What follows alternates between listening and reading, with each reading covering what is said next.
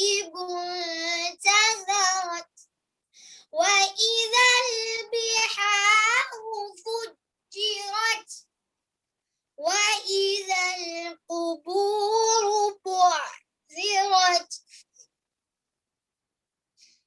علمت نفس ما قدمت وأخرت يا أيها الإنسان ما غرك بربك الكريم الذي خلقك فسواك فعدلك في أي صورة ما شاء ركبك كلا بل تكذبون بالدين وإن عليكم لحافظين كراما كاتبين يعلمون ما تفعلون إن الأبرار لفي نعيم وإن الفجار لفي جحيم يصلونها يوم الدين وما هم عنها بغائبين وما أدراك ما يوم الدين ثم ما أدراك ما يوم الدين يوم لا تملك نفس لنفس شيئا والأمر يومئذ لله صدق الله العلي العظيم صلوات اللهم صل على محمد. موسى ما شاء الله excellent. أعوذ بالله من الشيطان الرجيم بسم الله الرحمن الرحيم الحمد لأهله والصلاة على أهله لا سيما بقية الله في الأرضين وحجته على الخلائق أجمعين واللعنة الدائمة الأبدية على أعدائهم أعداء الله أجمعين من يوم ظلمهم إلى لقاء يوم الدين.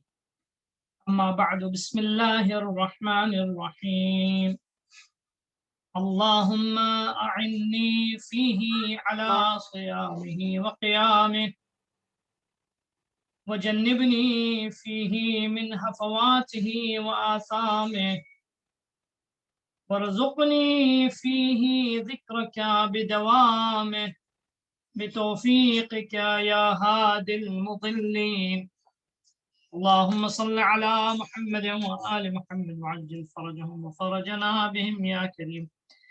درس کے آغاز سے پہلے بارگاہ خدا میں دعا ہے خدایا تمام بیماروں کو شفا عطا فرمائے، خاص کر ہمارے مہدی صاحب جو ہوسٹ تھے اس پروگرام کی، ان کی اہلیہ کی طبیعت خراب ہے، اللہ ان کو بھی شفا عطا فرمائے، اور جتنے بھی اہل بیت کے چاہنے والے ہندوستان میں اور جہاں جہاں بھی دنیا میں جو اس موذی وبا کے شر میں مبتلا ہیں یا کسی بھی دوسری مشکلات میں مبتلا ہے، خدایا بحق ولی نعمت حضرت حجت امام زمانہ کا واسطہ تجھے انہیں ان مشکلات سے اور ان کی بیماری سے نجات عطا فرما، ہر چھوٹے بڑے بچے بوڑھے جو بھی بیمار ہو اس کو شفا عاجل و کامل عطا فرما۔ ہمارا موضوع آپ سب جانتے ہیں، ہر دن کے دعاؤں سے متعلق تھی، اس میں اسپیشل اور خاص فوکس جو ہے ہمارا معرفت خدا کے اوپر ہے، کیونکہ میں نے عرض کیا کہ انسان کی زندگی کی کلید اور کنجی جو ہے وہ کی آف لائف جو ہے وہ خدا شناسی ہے، خدا کی معرفت۔ انسان اگر خدا کو پہچان لیتا ہے اس کا مطلب اس کو اپنی لائف کا ڈائریکشن معلوم ہے، اس کو اپنی لائف کی دشا معلوم ہے کہ کس رخ میں اس کو جانا ہے، زندگی کا آغاز کہاں سے ہوتا ہے اور زندگی کہاں جا کے ختم ہوتی ہے۔ اگر انسان اپنے کریٹر اور اس دنیا کے بنانے والے کے بارے میں نہیں شناخت رکھتا، نہیں پہچانتا ہے، تو اس کی مثال اس اندھیرے اور تاریک جنگل میں چلنے والے کی ہے کہ جسے معلوم نہیں کہ کہاں سے ایگزٹ ہے اور کہاں سے انٹری ہوتی ہے۔ ٹھیک ہے، تو یہی حال دنیا کا بھی ہے. تو لہٰذا اللہ کی معرفت جو ہے وہ اساس ہے، اور جب انسان کو خدا کی معرفت آ جاتی ہے تو اس کی زندگی کا رخ بدل جاتا ہے. میں ایک اور جملہ عرض کرتا چلوں، معرفت خدا کا مطلب یہ نہیں کہ انسان کو جب اللہ کی معرفت آ جائے تو انسان ہمیشہ مسجد میں بیٹھ جائے. اللہ کی معرفت آنے کا مطلب یہ نہیں کہ انسان ہمیشہ جو ہے وہ ہر وقت حرم اہل بیت علیہ الصلوۃ والسلام میں اور ان کی زری کے سامنے بیٹھا رہے، یا ہر وقت امام بارگاہ کے سامنے بیٹھا رہے. نہ، معرفت خدا انسان کو اپنی ڈیوٹی کے بنسبت جو ہے وہ اکاؤنٹیبل بناتی ہے. معرفت خدا سبب ہوتی ہے. انسان اللہ کی معرفت اگر انسان کے اندر آ جائے تو پھر انسان اپنی ڈیوٹیز کو کبھی ترک نہیں کرتا، اپنے فرائض کو کبھی ترک نہیں کرتا. کیونکہ دیکھیے، جو مسکنسیپشن ہے اللہ کی بندگی کے باب میں، ایک غلط فہمی جو اللہ کی بندگی کے باب میں یہ ہے کہ لوگ سمجھتے ہیں کہ ہم کو اللہ کا بندہ ہونا ہے، اگر ایک اچھا دیندار انسان بننا ہے تو I have to be always in the mask. یہ بالکل مسکنسیپشن، ایک غلط تصور ہے. کبھی بھی ایسا نہیں ہے کہ مثال کے طور پہ انسان اگر اللہ کا نیک بندہ بننا چاہے تو ہمیشہ مصلی پہ بیٹھا رہے، مسجد پہ بیٹھا رہے، مسجد میں بیٹھا رہے، امام بارگاہ میں بیٹھا رہے، ہاتھ میں تسبیح لے کے خالی جاپ کرتا رہنا. اس کو نہیں کہتے ہیں معرفت خدا. آپ ائمہ کی زندگی دیکھیں، ائمہ کی زندگی میں ہرگز ایسا نہیں تھا. ائمہ اپنے گھر میں بھی محراب عبادت پہ عبادت کے وقت عبادت کرتے تھے، بازار میں بھی جاتے تھے، لوگوں سے گفتگو بھی کرتے تھے، اپنے گھر والوں کے مسائل کو بھی دیکھتے تھے، سوشل افیئرس کو بھی دیکھتے تھے، حکومت بھی کرتے تھے، جنگ بھی تھی، سب کچھ تھا. یعنی اللہ کی عبادت کا مطلب اور معرفت خدا کا مطلب ہرگز یہ نہیں کہ انسان جو ہے وہ اپنے پیٹ پہ تالا لگا لے، اپنی کیا نام ہے لذتوں پہ تالا لگا لے، کپڑا جو ہے اس کے بدن پہ پھٹا پرانا ہونا چاہیے، بدن پہ اس کے مثال کے طور پہ میل سے بدبو آنی چاہیے. نہ، یہ ایک مسکنسیپشن ہے، مس انٹرپریٹیشن ہے، ایک غلط تصور پیش کیا گیا خدا شناسی کا، تاکہ نتیجے میں کیا ہو، اس کے ذریعے وہ طبقہ جو مثال کے طور پہ فرض کیجئے کیا نام اچھے سے رہنا بھی چاہتا ہے اور دیندار بھی بننا چاہتا ہے، تو وہ اس دین کو ایک بیکورڈ دین کہہ کے چھوڑ دے. ایک بڑی مصیبت ہوئی ہے. ایک بڑا طبقہ جو مثال کے طور پہ تھوڑا سا اس کے حالات اچھے ہو جاتے ہیں، دوسروں سے بنسبت ڈفرینٹ ہوتے ہیں، یا مثال کے طور پہ تعلیم کے میدان میں تھوڑا سا اور آگے بڑھ جاتا ہے، تو جس قدر وہ تعلیم کے میدان نہیں میں آگے بڑھتا جاتا ہے. نہیں، پیچھے بیک گراؤنڈ لگا ہے. آپ لوگ سب اپنے آپ کو میوٹ رکھیں. صرف جب میں کوشچن آنسر کا سیشن ہوگا تو آپ سے ریکویسٹ کروں گا آپ اپنے آپ کو انمیوٹ کر لیجیے. تو کہنے کا مقصد یہ ہے کہ معرفت کے باب میں جو ہے ہرگز نہیں ہے. معرفت کے ساتھ انسان کو اصل معرفت کا مقصد اور معرفت کا آبجیکٹو اور اس کا مفہوم یہ ہے کہ انسان جو ہے اپنی ڈیوٹیز کو ادا کر دے، اپنے فرائض کو ادا کر دے. کیا کیا ڈیوٹیز ہیں؟ نماز ایک ڈیوٹی ہے، روزہ ایک ڈیوٹی ہے. اور ڈیوٹی کیا ہے؟ مثال کے طور پہ اگر فرض کیجیے انسان کیا نام ہے مثال کے طور پہ بچہ ہے یا جوان ہے، اس کو تعلیم حاصل کرنی ہے، تعلیم حاصل کرنا اس کی ڈیوٹی ہے. کسی پروفیشن میں مہارت حاصل کرنا ہے، کیونکہ اسلامک سوسائٹی کو، سماج کو ضرورت ہے، تو اس پروفیشن میں اور اس پرٹیکولر میجر میں مہارت حاصل کرنا یہ بھی بندگی کا حصہ ہے. مثال کے طور پہ فرض کیجیے حوضے میں جا کے پڑھنا ہے، تو سارے لوگ اگر مولانا بن جائیں گے تو دوسرے شعبوں میں اسلامی سوسائٹی میں لوگ کیا کریں گے؟ کیسے مثال کے طور پہ معاشرے کو دوسرے شعبے میں بیلنس لایا جائے گا؟ تو ہر شعبے کی ضرورت کو پورا کرنا، علم حاصل کرنا، اگر ضرورت ہے تو علم کا حاصل کرنا وہ عبادت. اگر انسان کو مثال کے طور پہ اپنے بچوں کو، اپنے گھر والوں کو ان کا نان و معاش فراہم کر کے دینا ہے، ان کے کھانے پینے کی وسائل فراہم کر کے دینا ہے، یہ چیزیں ان کے لیے فراہم کرنا یہ بھی عبادت ہے. اسی لیے آپ روایت دیکھیں، اکثر ہم لوگ سنتے آئے ہیں، آپ نے بھی سنا ہوگا کہ القاد لعیالہ کالمتشحط بدمہ فی سبیل اللہ. وہ شخص کہ جو اپنے گھر والوں کے لیے محنت کرتا ہے، مشقت کرتا ہے، اپنا پسینہ بہا کے حلال روٹی کما کے لے کر آتا ہے، تو اس کی مثال اس شخص کی ہے کہ جیسے جنگ کے میدان میں اللہ کی راہ میں جہاد کر رہا اور اس کے بدن سے خون ٹپک. یا فرض کیجئے گھر میں ہماری ماں بہنیں مستورات بہت محنت کرتی ہیں، خاص کر روزے کے ایام میں صبح سے شام تک فرض کیجئے 10-12 لوگ اگر گھر میں یا 5-6 لوگ ہیں، ایون 2 لوگ بھی اگر ہیں، تو ان کے لیے پریپیئر کرنا ایک مشقت کا کام ہوتا ہے. ہر ایک اس کو محسوس کر سکتا ہے، ہم اس کو ڈینائی نہیں کر سکتے، اگنور نہیں کر سکتے. خوب خاتون اپنے گھر میں بیٹھے کچن میں بیٹھ کے، ضروری نہیں ہے کہ اس کو اگر اللہ کی معرفت کا حق ادا کرنا ہے تو وہ ہمیشہ مصلی پہ بیٹھی رہے. بسا اگر وہ یہ سوچ کر بیٹھے کہ مثلا میں اللہ کی معرفت کا حق ادا کرنا چاہتی ہوں اور دن بھر مصلی میں بیٹھی رہے اور دوسرے کام کو انجام نہ دے، تو مصلی اس پہ لعنت بھیجے گا.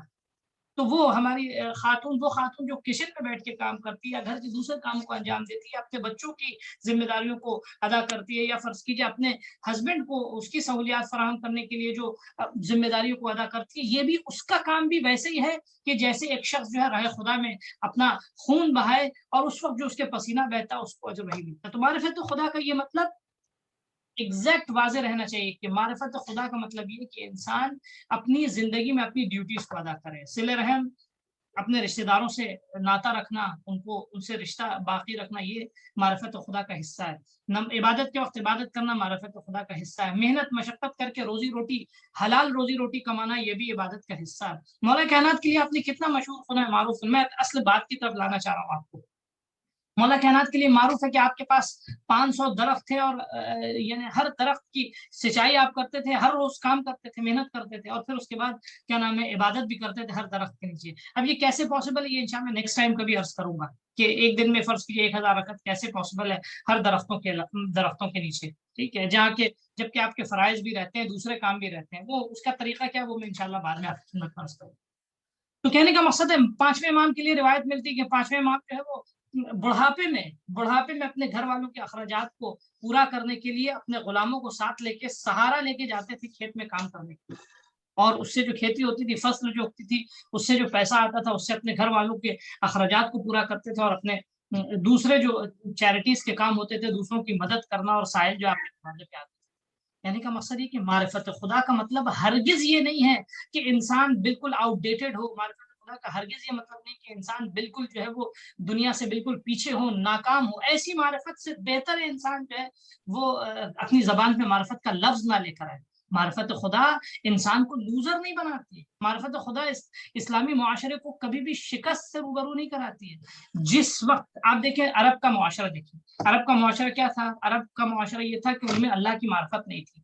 رسول خدا آئے، رسول خدا نے ان کو خدا آشنا کیا، ان کے سماج کو بدلا، ان کے اندر انسانیت ایجاد کی، ان کو خدا آشنا بنایا، خدا شناس بنایا۔ نتیجے میں 400 سال تک اسلامی معاشرہ اس قدر گولڈن ایرا گزرا ہے کہ علم میں ترقی کی، اکنامی میں ترقی کی، مثال کے طور پہ بزنس میں ترقی ہوئی، انفراسٹرکچر اسلامی دنیا کا ہر میدان میں اسلام نے ترقی کی۔ تو اسلام جو ہے وہ کبھی بھی معرفت خدا کبھی بھی انسان کو لوزر نہیں بناتی، انسان کو ناکامی کی طرف لے کر نہیں جاتی ہے۔ میں آپ کی خدمت میں کل انشاءاللہ عرض کروں گا کہ اکثر ایک مسکنسپشن جو ہے وہ یہ کہ انسان اپنی ہر ناکامی کو قسمت کا نام دیتا ہے، اور یہ کہتا ہے ہماری تو قسمت خراب کہ اللہ نے ہمارے لیے لکھ دیا ہے۔ میں ابھی آپ کو مقدمتاً عرض کر دے رہا ہوں، کل انشاءاللہ اس کا جواب دوں گا۔ فرض کیجئے کسی کے گھر میں کوئی مشکل آ گئی، سبب کوئی اور ہے، کہتے ہیں اس کی قسمت خراب ہے۔ کسی کی فرض کیجئے کسی کو شوہر اچھا نہیں ملا، کہتے ہیں اس کی قسمت خراب ہے، اللہ نے اس کی بری قسمت لکھی تھی۔ کسی کو جو ہے وائف اچھی نہیں ملی، کہا کہ اس کی قسمت خراب تھی۔ کوئی ایگزام میں فیل ہو گیا، کہا کہ اس کی قسمت خراب تھی۔ کوئی مثال کے طور پہ جاب میں ناکام ہوا، اس کی قسمت خراب تھی۔ کسی کو بزنس میں جابٹائز ہوا، اس کی قسمت خراب تھی۔ یہ سب سے ورسٹ اور نظریہ ہے کہ جو بنی عباس نے مسلمانوں کے درمیان اس کو رائج کیا تھا، بنی امیہ نے مسلمانوں کے درمیان رائج کیا تھا اپنے امپیرر کو بچانے کے لیے۔ اس کا اسلام سے کوئی تعلق نہیں۔ کس طرح تعلق نہیں، انشاءاللہ آپ کی خدمت میں عرض کریں گے۔ تو معرفت خدا ایک ایسا امر ہے کہ جو انسان کو کبھی بھی دین سے جدا نہیں کرتی ہے، جو کبھی بھی انسان کو دنیا میں پیچھے نہیں کرتی ہے۔ معرفت خدا انسان کو کامیابی کی طرف لے کر جاتی ہے، ناکامی کی طرف لے کر نہیں جاتی ہے۔ کہنے کا مقصد یہ ہے کہ کیا نام ہے، انسان کو جب معرفت خدا اس کے اندر آ جاتی ہے، اس کے بعد پھر اس کے اوپر ڈیوٹیز، اس کی ذمہ داریاں، اس کے فرائض اس کے اوپر عائد ہو جاتے ہیں۔ ان فرائض کو ادا کرنے کے لیے ضروری یہ ہے کہ انسان اپنی بھی کوشش کرے۔ انسان اس فریضے کو، ایک تو فریضے کے لیے اللہ کی طرف سے ڈیوٹیز آئی ہیں ان کو ادا کرنے کے لیے، ایک تو انسان کو خود گویا رسپانسبل ہونا ہوگا، خود ذمہ دار ہونا ہوگا، خود اپنی کوشش کرنی ہوگی۔ لیکن اپنی کوشش، اپنی رسپانسبلٹی، اپنی ذمہ داری کے ساتھ ساتھ انسان کو اللہ سے استمداد کرنا بہت ضروری ہے۔ میں ایک بہت امپورٹنٹ نقطہ آپ کی خدمت میں عرض کروں کہ جو اس کو ذہن میں اپنی ضرورت رکھیے گا۔ ہم لوگ اکثر اپنی زندگی میں اللہ کی بارگاہ میں، اہل بیت کی بارگاہ میں، کوئی حرم جاتا ہے یا کہیں بھی جاتا ہے، ہم اہل بیت سے مدد مانگتے ہیں۔ فرض کیجئے جو بھی ہماری مٹیریلسٹک لائف میں، ہماری مادی زندگی میں جو بھی ہمارے مشکل آتی ہے، ہم اللہ سے مدد مانگتے ہیں، اہل بیت سے مدد مانگتے ہیں۔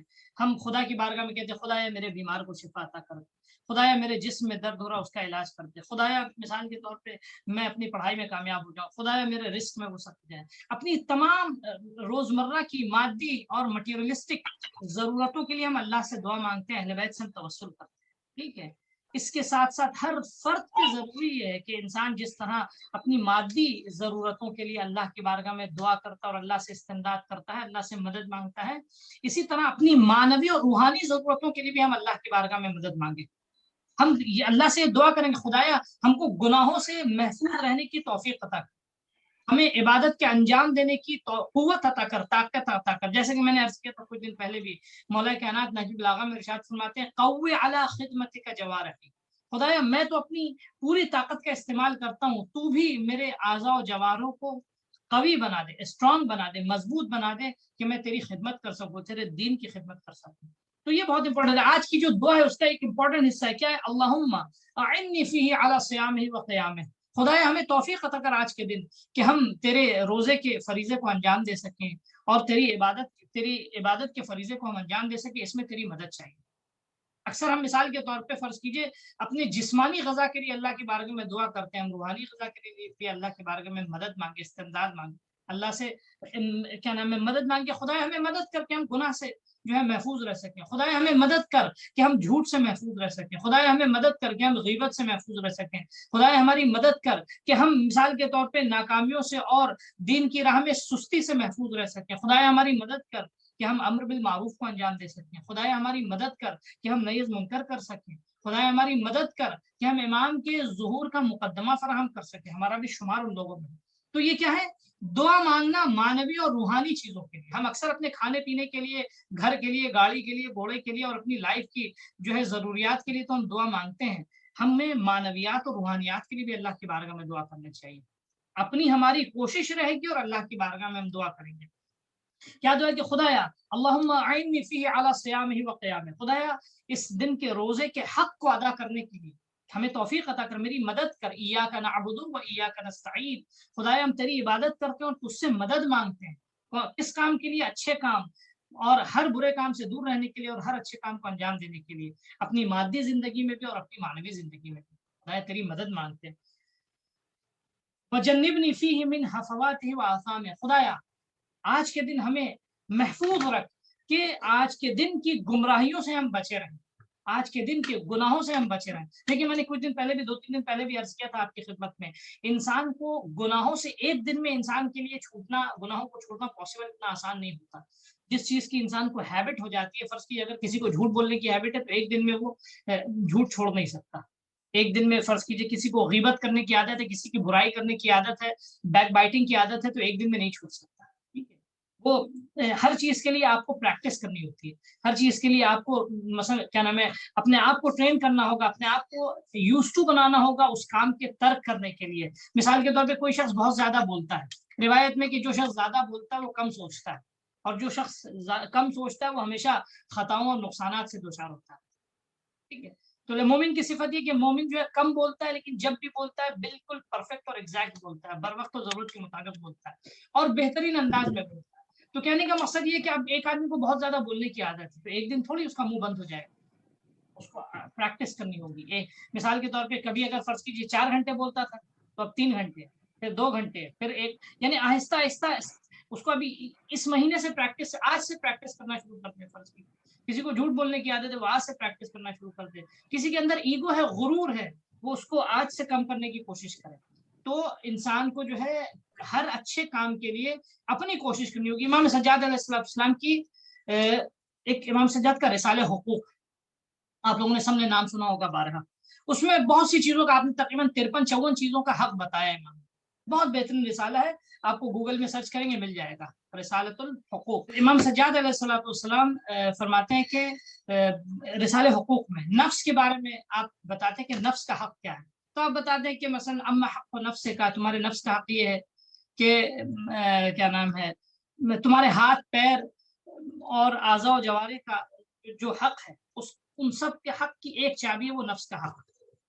اما حق نفس کا فان توفیھا بطاعت اللہ، کہ تمہارے نفس کا حق یہ ہے کہ تم جو ہے اپنے نفس کو اللہ کا فرما بردار بنا دو۔ اللہ کے حکم کے تابع ہو جاؤ. جو کھانا ہے ہر کچھ کھاؤ لیکن حلال کھاؤ, حرام سے خود کو بچاؤ. ہر کچھ بولو لیکن حلال بولو, حرام سے بولنے سے دور رکھو. ہر کچھ دیکھو لیکن حرام دیکھنے سے خود کو دور رکھو. تو فرماتے ہیں کہ اگر تم نے اپنے نفس کا حق ادا کر دیا تو اپنے ہاتھ, پیر, آنکھ, کان, پورے وجود کا حق ادا کر دو گے. پھر فرماتے ہیں کہ وَأَن تَسْتَعِينَ عَلَى ذَلِكَ بِاللَّهِ, اور اس حق کے ادا کرنے میں تم اللہ کی مدد طلب کرو. کیا کہنے کا مقصد یہ کہ انسان کو عبادت, جس طرح مثال کے طور پہ ہم مادی کاموں کو انجام دینے کے لیے ہم اللہ کی مدد طلب کرتے ہیں, اسی طرح ہم کو روحانی کاموں کے لیے بھی ہم کوشش کریں گے اور اللہ سے مدد مانگیں گے. عربی میں کہاوت ہے السعی منا والتوفیق من اللہ, کوشش ہمارا کام ہے اور توفیق دینا اللہ کا. ہم اس کو ذہن میں رکھیے گا. اللہ سے مدد مانگنے کا ہرگز یہ مطلب نہیں ہے کہ ہم کچھ نہ کریں, ہاتھ پہ ہاتھ جوڑ کے بیٹھ جائیں اور وداؤٹ ڈوئنگ اینی تھنگ ہم انتظار میں رہیں کہ آسمان سے جو ہے وہ خزانہ گرے گا اور ہمارے زندگی کے حالات بدل جائیں گے, یا فرض کیجیے بارش ہوگی علم کی اور ہم عالم ہو جائیں گے. ہرگز ایسا نہیں ہونے والا. ہمیں کوشش کرنی ہوگی اور اللہ جو ہے پھر ہماری کوششوں کو وہ کامیاب بنائے گا. یعنی کوشش ہم کریں گے, ہمیں قوت خدا دے گا. میں ایک جملہ آپ کی خدمت کرتا ہوں. علامہ مجلسی نے بہار الانوار کی کتاب لکھی ہے. اس کتاب کی مور دین 20 والیومز کے آس پاس اس کی ایک پبلشنگ کے مطابق 120 والیوم جو ہے وہ تقریباً کتاب ہے اس کی. آپ کی خدمت میں عرض کریں بہار الانوار کی. آپ ان کی لائف کا اگر اوور آل ایوریج نکالیے گا تو ایک دن اگر 80 پیجز لکھیں گے تو تب کہیں 80 سال میں, یعنی the day of his birth, ان کی پیدائش کے دن سے لے کے 80 سال کی عمر میں جا کے یہ صرف ایک کتاب مکمل ہوتی ہے جب ایک دن میں 80 پیجز لکھیں گے. تو جو کر رہے ہیں ایوریج اگر اس کتاب کا نکالیں گے, 120 والیوم کی کتاب, ایک مثلا یا اس سے زیادہ بھی, 120 سے بھی زیادہ آپ کی خدمت درج کریں, میں 120 ایٹ لیسٹ کہہ رہا ہوں آپ سے, 120 والیوم کی کتاب اور ایک کتاب میں 300 400 500 پیجز, اس کا اگر پوری لائف میں ان کے اگر ایوریج نکالیں گے تو پر ڈے اگر 80 پیجز وہ لکھیں گے تب کہیں جا کے پیدائش کے دن سے ان کی وفات تک وہ کتاب جو ہے وہ پوری ہوگی. وہ ایک کتاب تھی جو انہوں نے لکھی. ایسی بہت ساری کتابیں کئی لکھی انہوں نے, کتابیں ایسی متعدد کتابیں لکھی ہیں. یعنی اتنے والیومز میں نہیں, ڈفرنٹ والیومز کی کتابیں لکھی ہیں. ان کی زندگی میں اور بھی کام تھے اور پیدا ہونے کے بعد فوراً انہوں نے کتابیں لکھنا شروع نہیں کر دی. یہ کہاں سے ہوتا ہے؟ انسان جب اللہ کی راہ میں کوشش کرتا ہے تو خدا بھی اس کو توفیق دیتا ہے, خدا اس کے وقت میں برکت دیتا ہے, اس کے وقت میں کامیابی عطا کرتا ہے. آج معاف کریں گے بیچ میں بار بار ڈسٹربنس کی وجہ سے ہمارا ٹائم ایکسیڈ کر گیا ہے. باتیں بہت سی تھی لیکن ہم اسکپ کر رہے ہیں. تو خدایا مجھے آج کے دن توفیق عطا کر کہ ہم تیری عبادت کریں اور اس دن کے گناہوں سے ہمیں محفوظ فرما. ورزقنی فیہ ذکر کا, خدایا اس دن ہمیں اپنے ذکر کی توفیق عطا فرما. ذکر اللہ کے ایک جملے میں عرض کرتا چلیں. بہت سے لوگ سمجھتے ہیں ذکر کا مطلب صرف زبان سے اللہ اکبر سبحان اللہ کہنا. ذکر کا مطلب ہر کام سے پہلے یہ تلاش کرنا کہ اس کام میں اللہ کا حکم کیا ہے, اس کو ذکر کہتے ہیں. ایک دم سمپل جملے میں آپ کو کہہ رہے ہیں, کوئی بھی کام انسان انجام دے اس سے پہلے یہ تلاش کر لے کہ اس کام کے انجام دینے میں, اس بات کے کہنے میں, اس کام کے اس ورڈ کے زبان سے نکالنے میں, اس چیز کے کھانے میں, یہاں جانے میں, اس چیز کو دیکھنے میں اللہ کا حکم کیا ہے. اس اللہ کے حکم پہ تلاش کرنے کو ہر کام سے پہلے اللہ کا ذکر کہتے ہیں. معصوم فرماتے ہیں کہ ورزقنی فی ذکر کا بدوام ہے. خدایا ہمیں مسلسل اپنی یاد اور اپنے ذکر کی توفیق عطا کر آج کے دن, بے توفیق ہے کہ آپ کی توفیق کے صدقے میں, یا ہاد المضلین, اے گمراہوں کو ہدایت کرنے والے. السلام علیکم ورحمۃ اللہ وبرکاتہ. اللهم انا نسالك وندعوك باسمك العظیم الاعظم الجلیل الاکرم. پالنے والے میرے معبود بحق محمد و آل محمد ہماری اس کاوش کو قبول فرما. جو بھی مومنین اہل بیت کے چاہنے والے بیمار ہیں, پریشان حال ہیں, ان کی پریشانیوں کو دور فرما. ہمیں توفیق عطا کر کہ ہم دین کی خدمت کر سکیں, ہم زمانہ کے خادم بن سکیں. ربنا تقبل منا انك انت السميع العليم وتب علينا انك انت التواب الرحيم. السلام علیکم ورحمۃ اللہ وبرکاتہ.